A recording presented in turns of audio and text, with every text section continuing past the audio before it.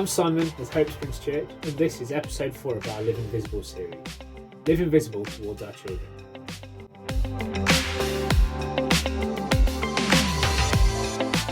Children are vulnerable.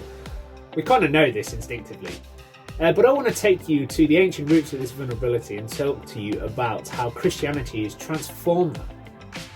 And Christianity still has a role to play in transforming that even more. Jesus is still an example of how to encounter this and change the norms of society about these vulnerable ones, our children.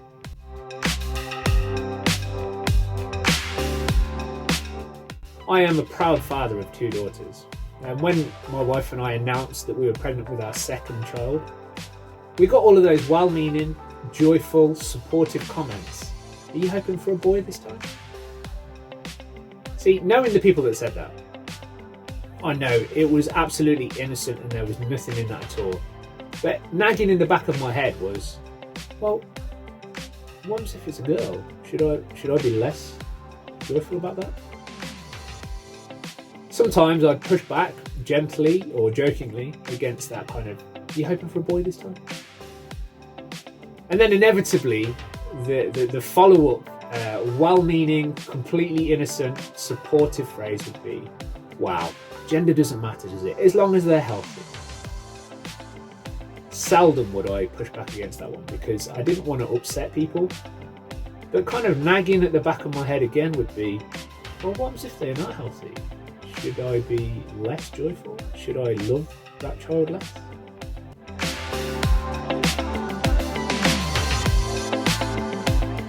Obviously, those sorts of statements are absolutely, as I've said, well-meaning, innocent. They're supposed to reflect joy and support of just a great occasion of announcing a pregnancy. Nobody's actually trying to say you should have a boy. You don't want any girls, do you? You don't want any unhealthy children. See, I know that. But the thing is that sort of thinking, those sorts of nice platitudes, if you will, they have ancient roots. In the ancient world, having a strong male progeny was important. So much so that if somebody had too many girls, or if the child was unhealthy, then that child was killed, either there and then or left to die exposed in the wilderness. Sparta, the ancient Spartan civilization, was famous for this sort of social engineering to ensure the purity of their race, to ensure the strength of their breeding stock. But it wasn't just the Spartans. This was the norm across the ancient world. The Greco-Roman Empire was full of this, with very, very few exceptions.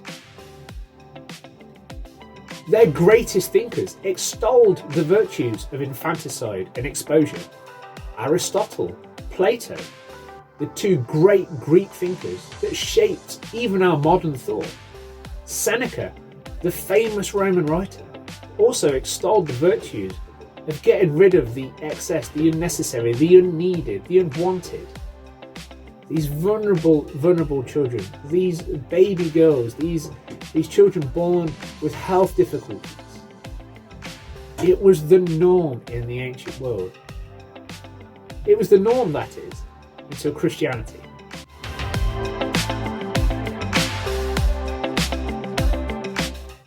You see, the early church was famous for rescuing children off the city dumps, off the highways and the byways. The church was famous for taking in these vulnerable, disposed of ones. There are Christian catacombs beneath Rome that bear inscriptions of names that belie this sort of past. One, I can only imagine, unfortunate person was called in the Greek a little shit, pardon my language, but that was literally his name, because he was discarded. He was a discarded one. But he wore that name with pride, recognizing that he was a vulnerable one that was rescued by the Church of Jesus Christ. And it's remarkable. You see, the ancient world had a view about vulnerability that was transformed by Christianity. And this is the opportunity we have today.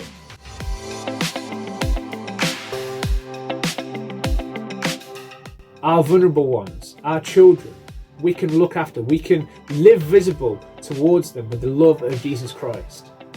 So much so that society's attitude towards them could change. You see, throughout the Hebrew scriptures, the Old Testament, this refrain of look after the widows, the orphans, and the strangers,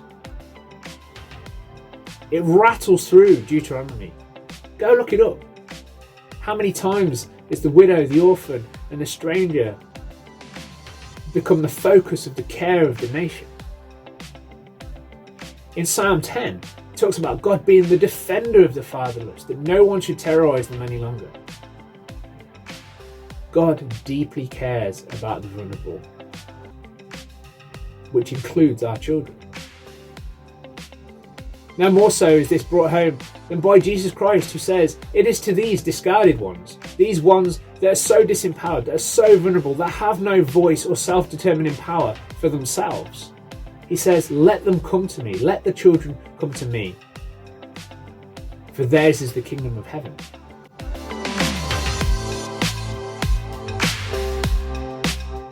You see, we know that children are vulnerable. As parents, we're here to care for them. Teachers are there to guide them. There's all sorts of support placed in society these days to look after them, but yet we know emphatically that they're still vulnerable. One only has to look at the pressures of this second wave of lockdown that is imposed. You know, the Marcus Rashford campaign that exists because kids are still going hungry. That our schools, they're not just centres for education and teaching, but they're centres for pastoral support, mental health, social well-being for our children. Why is this? Because our kids are still vulnerable. And it is to these ones still that Jesus says, let these children come to me, for theirs is the kingdom of heaven. For us as parents, as teachers, as carers, as adults in the lives of kids, we need to pay attention to Jesus' words. We need to pay attention to Jesus' example.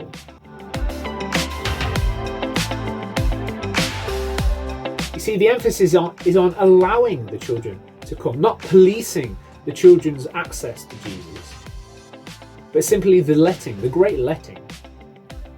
See, in that passage in Matthew 19, the people of the village that Jesus was visiting were trying to bring their children to Jesus so that he could lay his hands on them, so that he could pray for them and bless them. But the disciples would not let them through. You know, the disciples shared the views of the ancient world they lived in. They weren't bad guys. We like to kind of get down on them a bit, but they weren't bad guys. They just shared the common view, and it was normal. Why would Jesus, the Messiah, want to waste any time with these individuals, these children, these vulnerable ones, these cast-offs, these meaningless people in society until they become adults? Why would Jesus have any time for that? He's got better things to do. Clear off. Jesus here in this says, let the little children come to me. Do not hinder them, for the kingdom of heaven belongs to ones such as these. It's amazing, isn't it? The ones that even the disciples didn't want to let near to Jesus. The ones that were so disempowered, so pushed out, so marginalised. Jesus doesn't just say, let them come to me. He gives them a role and a purpose and ownership. Theirs is the kingdom of heaven. This is Jesus demonstrating the Father heart of God for the fatherless, for the vulnerable, for the ones pushed out, for the ones disempowered. He flipped that worldview upon its head. The children aren't powerless. The children aren't disenfranchised. The children aren't vulnerable cast-offs. They're not meaningless. In fact, they're meaningful. They are the ones that own the kingdom of heaven. They have this authority. They have this power. They are given these things. They are in ownership. They have this rulership. They have this determination. Theirs is the kingdom of heaven.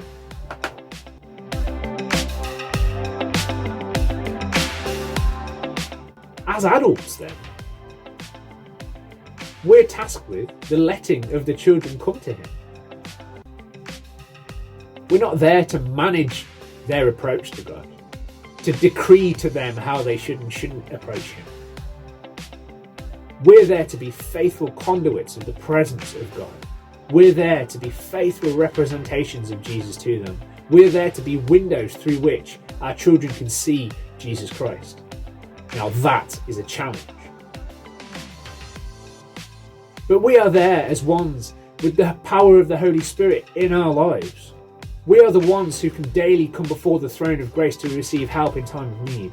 We are the ones that can receive that grace, that patience, that love for our children, that we could live visible towards them. So it may well be a massive challenge. And sometimes it may even seem like an onerous task. Homeschool anybody? But what an opportunity. What an opportunity.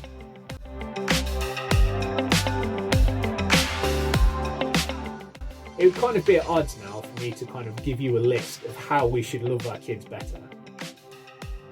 That we should decree to our children how they should receive our love better.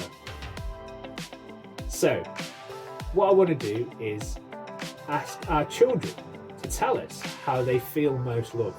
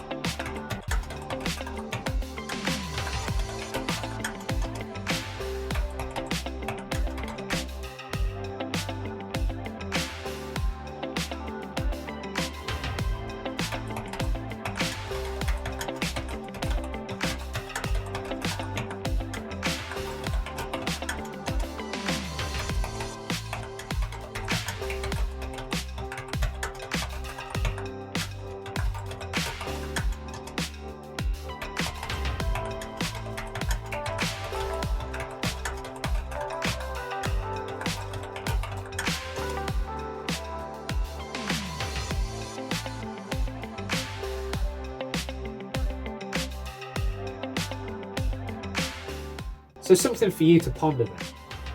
How can you live visible towards the children in your life? Have you ever asked them? Take some time to ask the children in your life how you can better represent Jesus to them, how you can better love them, and pay attention to what they say to you. It might surprise you. As a child of God yourself, how do you feel that others have prohibited you from engaging with Him? And how do you think this could possibly be resolved?